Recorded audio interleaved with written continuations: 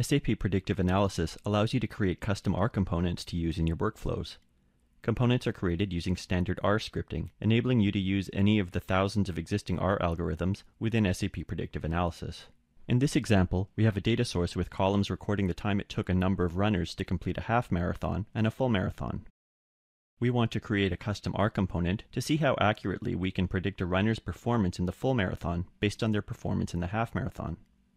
Go to the Predict workspace and create a new R component.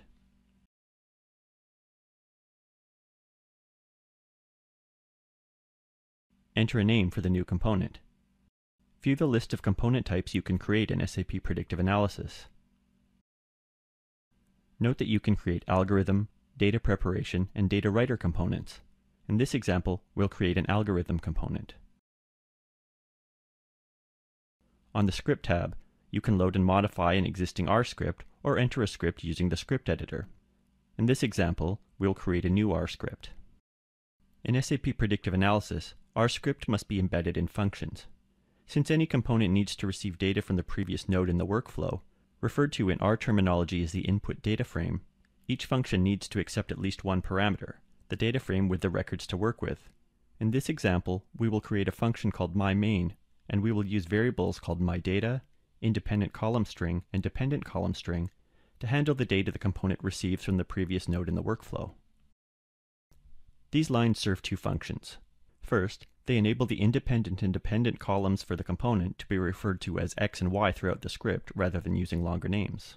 Second, they enable users to configure the properties of the component at runtime to select the independent and dependent columns for analysis. When creating a component that will always be used against the same columns, you can specify the columns directly in the script rather than using variables. Note that pound symbols are used in R script to insert comments to assist in editing and troubleshooting.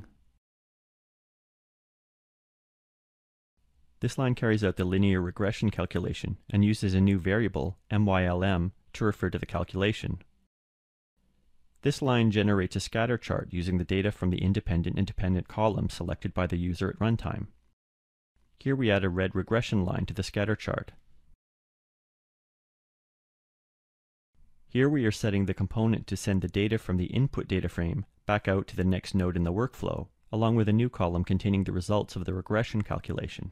This will let us see how the runner's full marathon times compare with the values predicted based on their half marathon performance.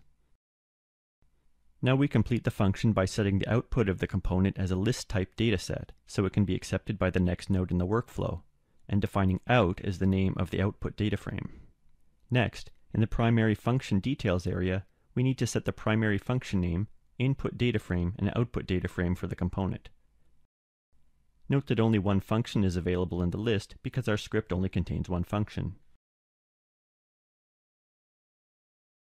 Note that all three of the variables we stated at the beginning of the script are available as options for the input data frame.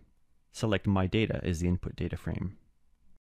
Note that at the end of the script, we defined out as the name of the output data frame. The checkboxes at the bottom of the primary function details area let us choose which features to enable for the component. For this example, we will select only to show the visualization.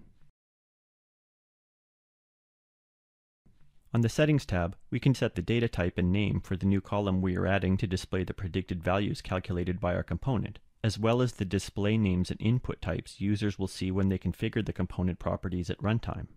Set the new column to the integer data type and enter a name for the column.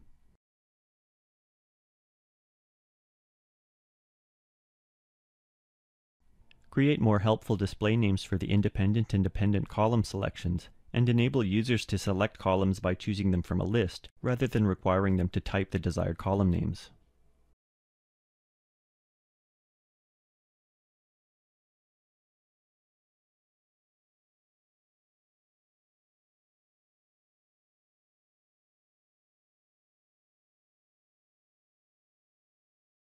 Find the new component in the algorithm list and add it to the workflow.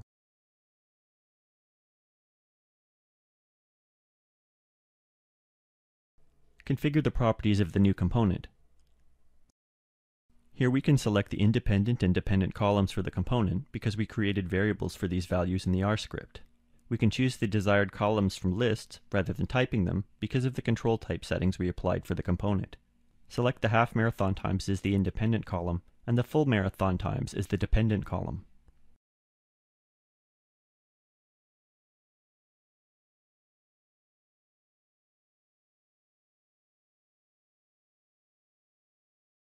Run the workflow. Note that there is a new column called Predicted Values that displays the predicted full marathon times based on half marathon performance. The component has generated a scatter chart where the red regression line is specified in the R script. Return to the design view of the Predict workspace.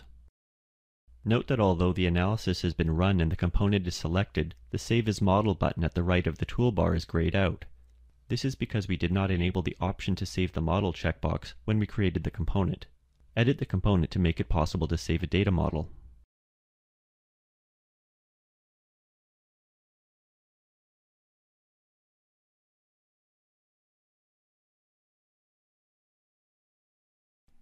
Note that a new Model Scoring Function Details area now displays at the bottom of the screen. Before setting the details, we must modify the end of the R script to enable the output of the component as a model. We've added a new output, called myTrainedModel, to the script. This will enable the component to output a model as well as the output data frame. Before we set the model scoring function details, we also need to create a new function that describes how the trained model should behave when it's applied against new datasets. This line declares a new function called myPredict that will reference the myData, independent column string, and myTrainedModel variables created in the first function. This line enables us to refer to the independent column selected at runtime as x throughout the rest of the function. This line creates a new variable called predicted to hold the predictions generated by the trained model. The function ends with a script to output a column with predicted values as well as the input data frame. Now, since we added a model variable to our primary function, we need to add the model variable name in the primary function details area before we enter the details for our new model scoring function.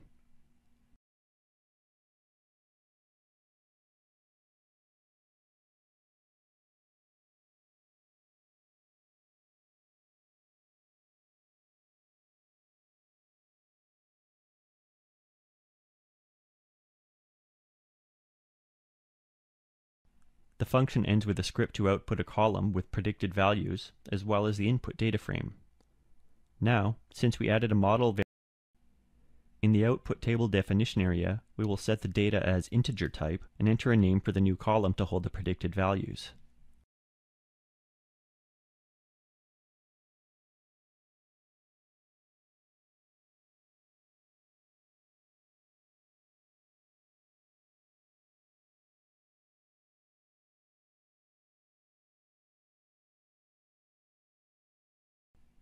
Delete the existing version of the custom component from the workflow and replace it with the new version, which enables you to save a data model.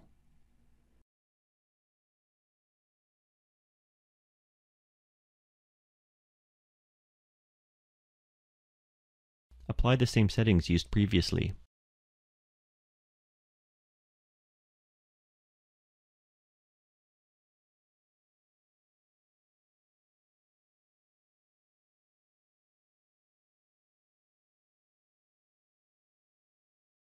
Note that the Save as Model button is now available. Save the component as a data model. Enter a model name and save the model.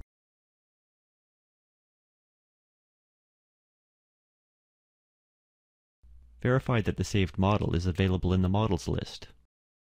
The trained marathon time predictor model is now available to use against new data sources. You've successfully created and edited a custom R component in SAP Predictive Analysis. This is the end of the tutorial.